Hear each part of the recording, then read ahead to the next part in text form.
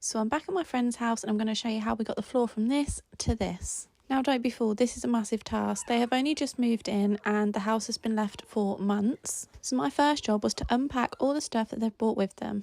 Once I'd done that, and that did take me a few hours, I got on to sweeping the floor. There was so many bits and bobs from where they've had work done. I am just using a bog standard brush and dustpan to get rid of all the mess. And then I'm going straight in with a Flash all-purpose cleaner. This is the Mango and Raspberry Burst. It smells beautiful. And then I'm using this brush with a built-in squeegee from the dustpan and brush store. I am giving the floor the biggest scrub, and trust me, it needs it. I thought I'd give you some ASMR content, but please excuse the background noise. The house was full. People were doing so much work. I then just used my Vileda mop to mop up the dirty water, which I'd rinse in clean water and then go back to scrubbing again. And just look at the colour of the water the squeegee is pulling back. It was filthy.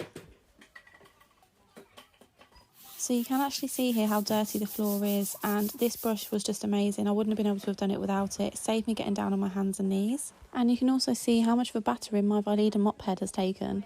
Now my water here was looking a bit gross, so it was definitely time to empty it and refill. I had to do this a few times, so here's a satisfying water dump. And for those of you that are going to be really concerned that I did that in the shower, don't worry, I gave it a good clean, as you'll see on my previous video. So here's just a reminder of what the floor looked like, and this is what it looks like now. How amazing does that look?